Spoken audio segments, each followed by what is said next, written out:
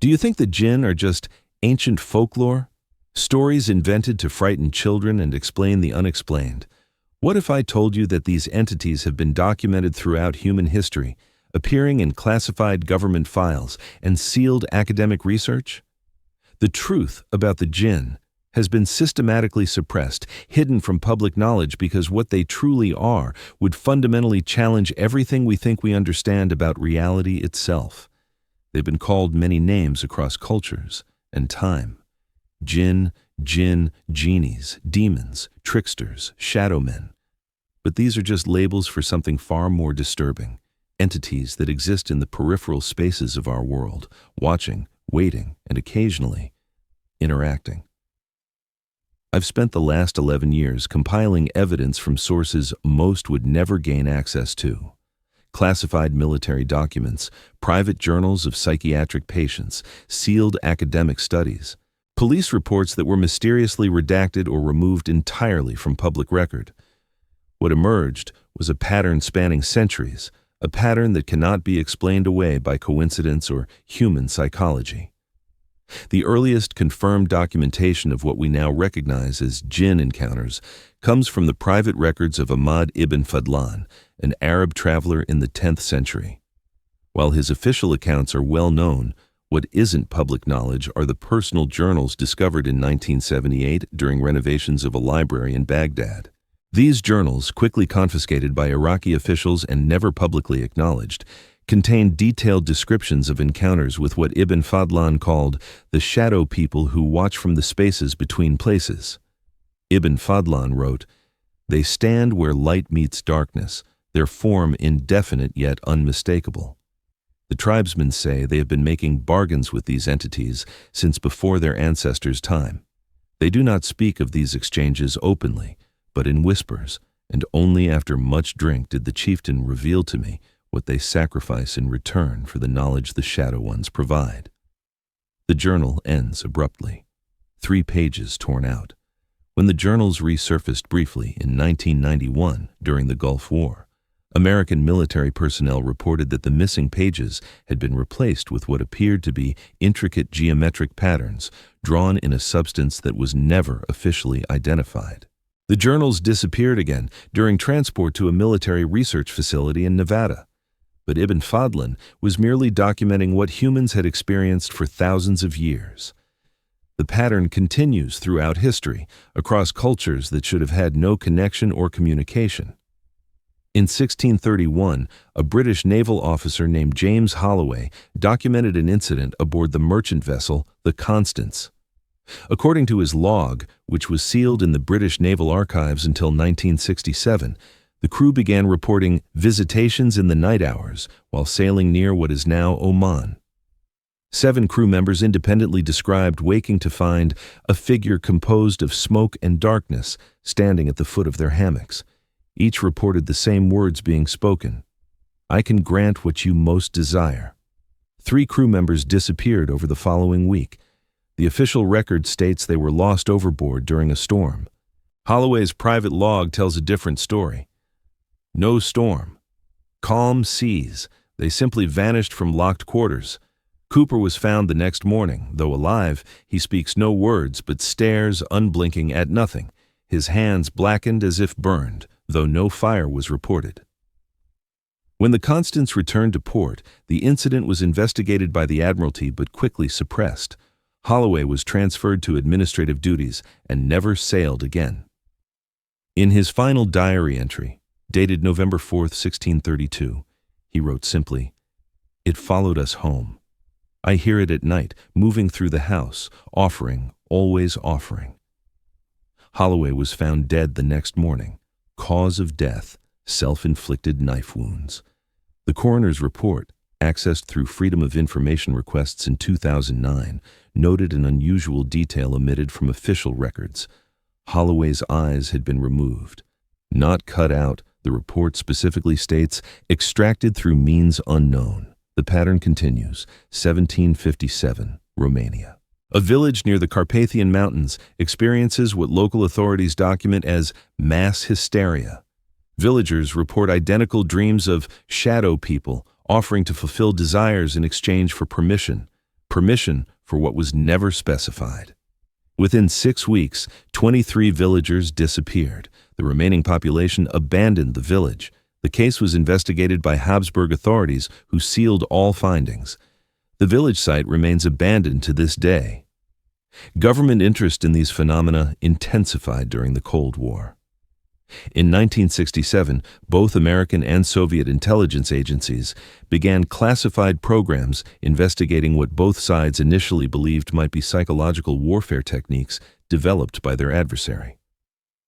Project Lamplight, a classified CIA operation run from 1967 to 1974, collected and analyzed reports of what they termed non-human entity encounters across multiple countries. The project's existence was revealed in heavily redacted documents released through FOIA requests filed in 2013. Most of the findings remain classified, but scattered throughout the thousands of redacted pages are references to entities matching historical descriptions of Djinn and consistent patterns of approach and engagement across culturally isolated populations. Dr. Eleanor Hadley, one of the few identified researchers from Project Lamplight, disappeared in 1975.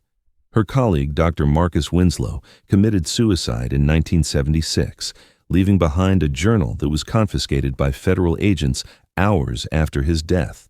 The journal has never been released, but a secretary at the facility who claimed to have read portions of it described pages of warnings about making deals with entities that Winslow claimed were neither supernatural nor extraterrestrial, but something that had evolved alongside humanity, feeding on our consciousness itself.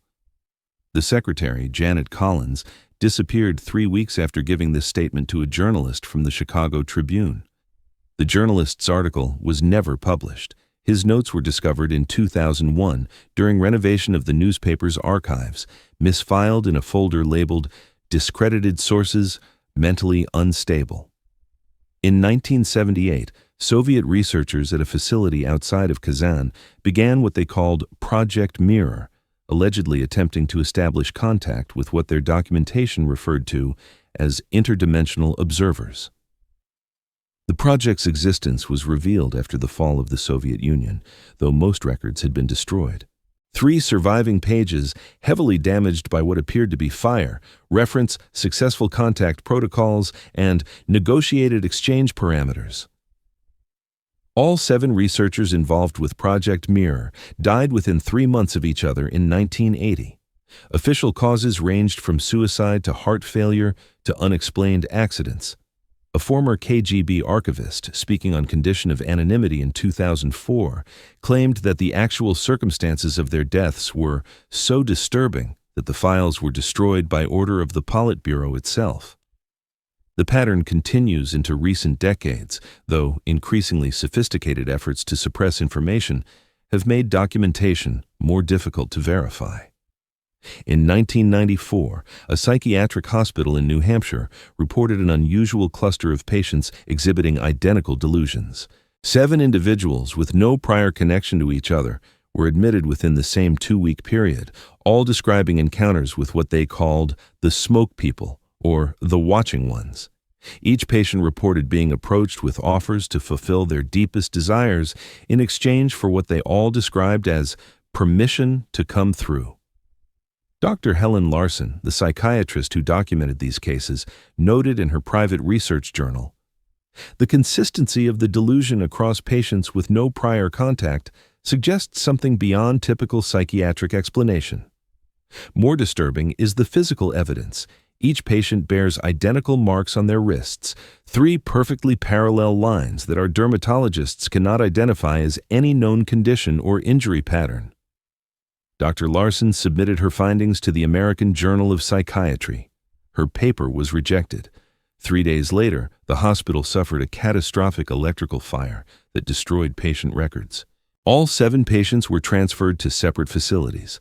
Follow-up attempts by Dr. Larson were blocked by administrative and legal barriers at every turn. In her final email to a colleague, recovered from a server backup in 2008, she wrote, "Something doesn't want this connection to be made. Patient number 4 told me yesterday that they know you're documenting them and they're already in your house." I didn't think much of it until I got home and found all my mirrors had been turned to face the walls. I live alone. Dr. Larson took a leave of absence the following day. She never returned to psychiatric practice and declined all requests for interviews until her death in 2009 from what was officially ruled as natural causes. In 2003, the Department of Defense established Project Obsidian, ostensibly to study psychological warfare applications of folklore and cultural belief systems. Whistleblower Edward Keller, a data analyst assigned to the project, claimed in an anonymous online post in 2007 that the project's actual purpose was to analyze and potentially establish communication protocols with non-human intelligences that exist adjacent to our reality. Keller's post included specific details about research facilities and personnel that corroborated his claimed involvement with the project. 36 hours after his post appeared, it was removed. Attempts to contact Keller through the anonymous messaging system he had used received a single reply. I was wrong. There's nothing to report. I was mentally unwell when I made those claims. Keller's employment records were later verified, confirming he had worked as a DoD contractor during the time period in question. His current whereabouts are unknown. The most disturbing evidence comes from the increasing frequency of what researchers in this field term clustered manifestation events, multiple unconnected individuals reporting identical Djinn encounters within a compressed time frame and geographic area. In 2011, 17 residents of an apartment complex in Toronto reported waking between 2 and 3 a.m. on the same night to find what they described as a person made of dark smoke standing at the foot of their beds. Each reported the entity offering to grant what you most desire in exchange for opening the way. 14 residents immediately turned on lights or otherwise refused interaction. These individuals reported no further incidents. 3 residents, however, engaged with the entities. Their subsequent experiences were documented by Dr. Michaela Krause, a folklore researcher who interviewed the witnesses before being ordered to cease her investigation by Canadian authorities, citing public health concerns. According to Dr. Krause's suppressed report, which circulated briefly on academic networks before being removed, all 3 individuals initially reported the fulfillment of long-held desires: spontaneous recovery from chronic illness, unexpected financial windfall, reconciliation with estranged family members. Within 6 weeks, however, each began experiencing what they described as something moving inside my shadow. One reported waking to find herself standing in front of mirrors at night with no memory of how she got there. Another described sudden intrusive thoughts that didn't feel like my own. The third reported black marks spreading under his skin, moving throughout the day. By week 8, all 3 had become increasingly erratic. Neighbors reported sounds of furniture being moved at night and voices in conversation when the individuals were known to be alone. In the 9th week, all 3 disappeared over the same 24-hour period. Toronto police officially listed them as missing persons, but the investigation was abruptly reassigned from local detectives to a federal task force. No further public statements were released. Dr. Krause's research materials were confiscated. She has declined all requests for interviews since 2012, citing a non-disclosure agreement with the Canadian government. The pattern has only accelerated in recent years. Between 2014 and 2020, I've documented 37 cluster events across 12 countries, each following the same progression: multiple witnesses reporting near-identical encounters with offering entities, followed by acceptance by a small percentage of those approached, followed by a period of apparent wish fulfillment, followed by psychological deterioration, and ultimately disappearance. What happens to those who disappear? The evidence is sparse but disturbing. In 2017, trail cameras in the Nantahala National Forest captured a sequence of images originally believed to be equipment malfunction. The cameras had been set up by wildlife researchers studying bear populations. Instead, they captured a series of frames showing what appears to be a human figure standing in a clearing at night. Over sequential images, the figure seems to separate into multiple overlapping silhouettes, as if occupying several positions simultaneously. The final image shows the figure appearing to unfold outward before the camera malfunctioned. When retrieved, the camera's memory card contained corrupted data except for these 6 frames.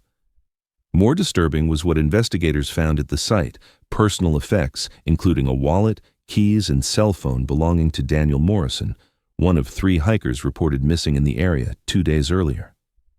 The items were arranged in a perfect circle. At the center of the circle, investigators documented an unusual ash pattern that forensic analysis could not identify as any known combustible substance. The other 2 hikers were never found. Morrison's remains were discovered 6 weeks later, 40 miles from his last known location. The autopsy report, obtained through a FOIA request that took 3 years to process, notes several anatomical anomalies that the medical examiner could not explain, including structural alterations to the orbital cavities and unidentified particulate matter integrated with lung tissue. Most of the autopsy details remain redacted, but one visible note from the examining physician reads, "Subject appears to have been partially hollowed and filled with unknown material. The case remains officially unsolved." The autopsy samples and tissue slides were reported destroyed in a laboratory accident in 2019. But the most compelling evidence of what happens to those who accept the Djinn's offers comes from the only documented survivor of what researchers term the completion phase of contact. In 2018, Rebecca Chen, a graduate student at UCLA, was reported missing by roommates after she failed to return from the library. Campus security footage showed her leaving the library at 11:42 p.m., but she never appeared on any of the cameras covering the paths to her dormitory. She was missing for 67 days. On the 68th day, campus police received a call from the library's head of security. Library staff had discovered Chen in the basement archives room when opening the facility. According to the incident report, Chen was severely dehydrated and malnourished, yet medical tests indicated she had somehow survived without food or water for far longer than humanly possible. Chen was hospitalized and placed under psychiatric evaluation. Her medical records, accessed through unorthodox channels, describe a patient who was clinically present but psychologically absent. She was unresponsive to questions and external stimuli, maintaining a fixed gaze at middle distance. On the 7th day of her hospitalization, Chen began speaking. Hospital staff reported that she spoke continuously for 11 hours without pause. Security footage shows medical personnel becoming increasingly distressed as her monologue continued. 3 nurses requested reassignment. One physician was documented leaving the room to vomit. The content of Chen's statement was never officially released, but a medical transcriptionist who was present later shared portions of what she had typed before being ordered to delete the file and sign a non-disclosure agreement. According to this source, Chen spoke not of where she had been, but of what she had seen. She described the Djinn not as supernatural entities, but as evolutionary parasites that had developed alongside humanity, feeding not on our bodies, but on our consciousness itself, our desires, fears, and most importantly, our potential. They need permission, Chen reportedly stated. They cannot take, only receive what is offered. They have waited, watched, and refined their methods for millennia. They appear as smoke and shadow because they are not fully in our reality. They exist in the spaces between what is and what could be. They offer desires not out of benevolence but as bait. What they want is occupation, not possession. They are not demons as religions conceive them. They want to wear us, use us, experience through us. They want to be us. Chen reportedly described what happened after she accepted the entity's offer. At first, it was wonderful. Everything I wanted came to me effortlessly. Success, recognition, love. But it was inside me then, growing, taking up space that was mine. I could feel myself being compressed, pushed into smaller and smaller corners of my own mind until I was just watching, unable to control my own body. It wore me like clothing. It was learning to be human through me. And it was not the only one. There were others, so many others, all wearing people-like suits. According to the transcriptionist, Chen's most disturbing claim was that the process is accelerating. They have refined their methods. They have learned what we desire most. They have placed themselves throughout society in positions to identify those most receptive to their offers. They are patient. They have always been patient, but now they are moving with purpose, coordinating in ways they never did before. Something has changed. Something has motivated them. Chen reportedly ended her monologue with a direct warning. They are coming through in greater numbers. They are holding doors open for others. Every person they wear makes it easier to approach the next. They are everywhere now. Your politicians, your doctors, your teachers, your children, and they are preparing for something they call the thinning, when the barrier between their reality and ours will temporarily weaken. They are establishing a critical mass of presence before this event. They need bodies. They need anchors in our reality, and we are giving ourselves to them willingly, one wish at a time. After completing this statement, Chen became catatonic. She remained unresponsive for 9 days before dying of sudden cardiac arrest. The autopsy was classified by federal authorities. Her body was cremated before her family could object. Her case remains officially classified as death by natural causes following psychological break. The most recent cluster event I've been able to document occurred in December 2023 in a suburban neighborhood outside Phoenix, Arizona. 22 residents reported waking to find smoky figures in their homes, making the same offers as always. 7 accepted. Within weeks, neighbors reported radical personality changes in these individuals. 2 have since disappeared. 5 remain, appearing to lead normal lives, except for small behavioral changes noted by close contacts. A new tendency to stare into mirrors, to stand motionless for long periods, to speak differently when they think no one is listening. Local authorities documented the reports but took no action. When pressed by family members of one missing individual, a detective reportedly responded, "We have instructions not to pursue these specific types of cases. They come from way above my pay grade." The question remains, why has this information been systematically suppressed?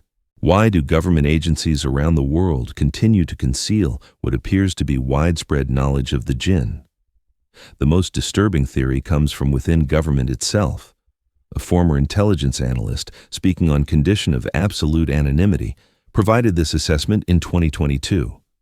It's not that they're hiding it from the public. They're hiding it from themselves. The infiltration is too extensive. Too many decision makers are already compromised. Those who discover the truth either join them through acceptance of an offer, are discredited, or disappear. The suppression is not coordinated by humans anymore. This brings us to the present moment and the most troubling question of all.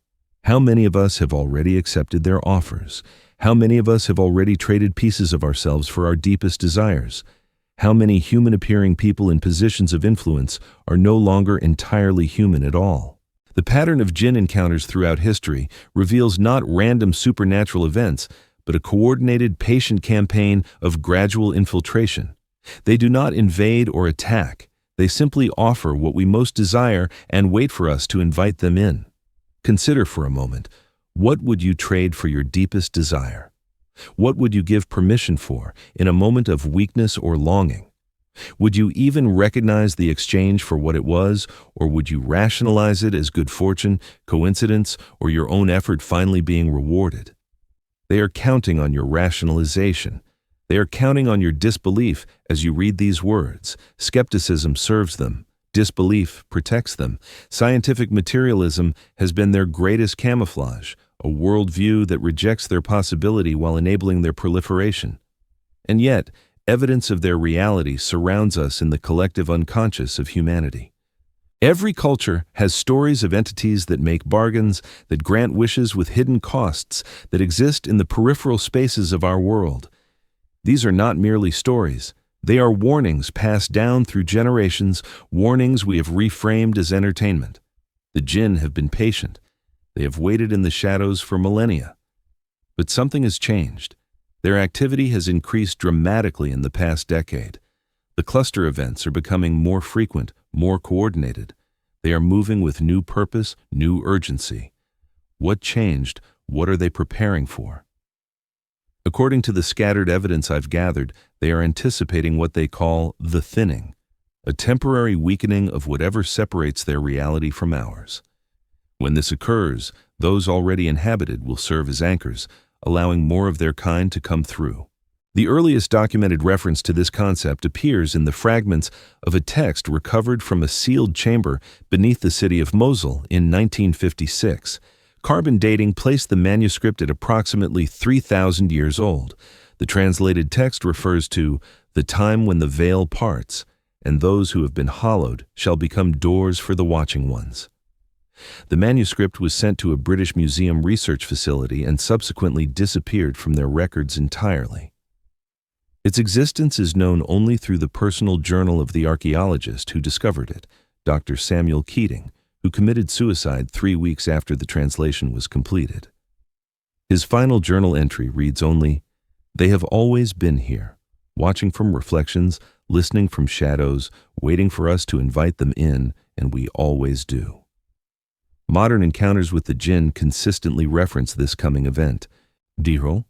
In 2015, a sleep study participant at Johns Hopkins University suddenly began speaking in what researchers described as a voice entirely unlike her normal speech pattern. Security footage shows the woman sitting upright at 3:17 a.m. and stating clearly, "The thinning approaches. We have waited so long. When the barrier weakens, we will come through in numbers you cannot comprehend. So many of you have already invited us. So many doors stand open." The woman had no memory of this incident upon waking. The sleep study's findings were never published. The research program was terminated 2 weeks later, citing funding issues. Multiple unconnected sources have referenced the same approximate time frame for this thinning event, the period between late 2025 and early 2026.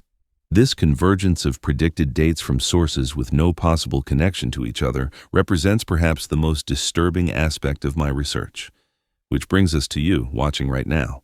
You've stayed with this information until the end, which means one of two things. Either you recognize the truth in what I've shared, or they are already influencing your thoughts, creating just enough doubt, just enough rationalization. Ask yourself, have you experienced unusual good fortune recently after wanting something desperately? Have you noticed brief glimpses of movement in reflective surfaces? Do you sometimes feel watched in empty rooms? Have you been waking at the same time each night for no apparent reason? Have you had dreams of smoke-like figures offering to help you? If you answered yes to any of these questions, they may already be testing your receptiveness. They approach those with intense desire first. Desire creates openings in our psychic armor, makes us vulnerable to their offers. I'm not sharing this information to frighten you, but to warn you. Knowledge is the first defense. They require permission. They require acceptance. No matter how desperate you become, no matter what they offer, do not accept. Do not give permission. There are protection methods documented throughout history. Salt barriers appear consistently in accounts from those who successfully repelled approaches. Mirrors should be covered at night. They seem to function as observation points, if not pathways. Most importantly, verbally revoke permission and invitation in your living spaces regularly. The words, "You are not welcome here, you have no permission to enter," spoken aloud, have been reported effective as a preventative measure. For those of you watching who have experienced contact or know someone who has changed suddenly after good fortune, leave a comment below with the phrase, "I see the shadows." Nothing more. This will connect you with others who can help. If you've found value in this warning, please share it. Each person armed with knowledge is another potential door closed to them. Our greatest vulnerability has always been our disbelief, our rational dismissal of experiences that don't fit our understanding of reality. They have been patient for millennia. They will continue to be patient. They will continue to watch from the corners of rooms, from the darkness of closets, from the reflective surfaces of your daily life, waiting for moments of desperation, waiting for desire to overcome caution, waiting for you to invite them in. Remember, no matter what they offer, no matter what you desire, the price is always the same. Yourself, hollowed out and worn like clothing by something ancient and hungry that has never been human and never will be. They are watching you right now as you watch this. They know you've been exposed to this information. Be careful in the coming days. Be mindful of sudden opportunities, of too good to be true solutions appearing in your life. Question sudden good fortune. Look carefully at the eyes of those around you, especially if their behavior has subtly changed. When you find yourself alone in quiet rooms, pay attention to the spaces where shadow meets light. Pay attention to the feeling of being observed. Pay attention to the whispered offers that might come when your need is greatest. They have always been here, patient and watching. And now they are ready to come through in numbers beyond comprehension. You have been warned.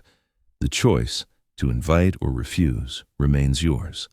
Choose carefully. Your very self depends on it.